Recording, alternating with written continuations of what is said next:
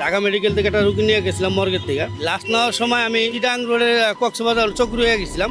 তো চকরিয়া যাওয়ার সময় আপনার ওই চিটাং পার হয়েছি তখন 3টার মতন বাজে রাত। হঠাৎ আপনার একটা পাহাড় ঘুরতেছে আর কি, শুধু আমি গাড়ি আমারটা আর একটা ট্রাক, এছাড়া কোনো গাড়ি নেই কক্সবাজার রাস্তায়।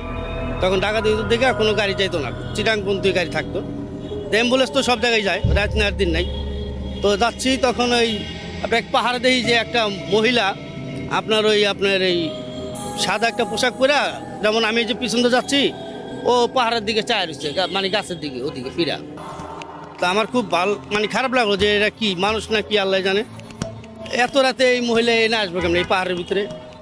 আবার তারপরে আরেকটা পাহাড় যখন আমি ঘুরছি টার্নিং, তখন দিয়ে আমার ডাইন সাইডে আপুর পারে আইতেছে আর কি, খুবই করছে হারা।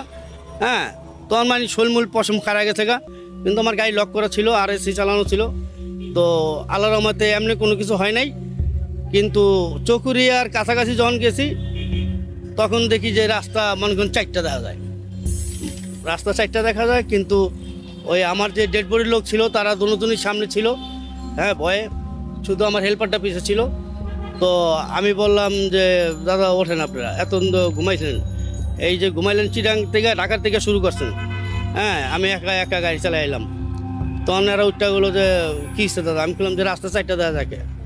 কয় না দাদা রাস্তা তো একটা, আমি কি রাস্তা তো একটা আমিও জানি। তখন বললো যে দাদা আমার যে আশেপাশে চিতাগোল আছে তো হয়তো এই জন্য হয়তো আপনি হয়তো কিছু দেখতেছেন।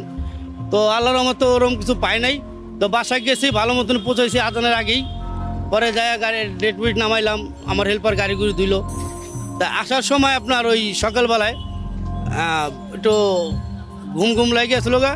তা সামনে একটা বাস ব্রেক করছে, আর্মির গাড়ি ছিল সামনে, একদম পুরো আর্মির গাড়িতে যায় লাগা দিছিলাম, দিরিম করে মেরে দিছি। মানে ওই বাধাটাই আর কি একটা বাধা হয়ে গেছিলো আর কি, যে রাত্রে কিছু করতে পারিনি, সকালে একটা বাধা পাইলাম আর কি।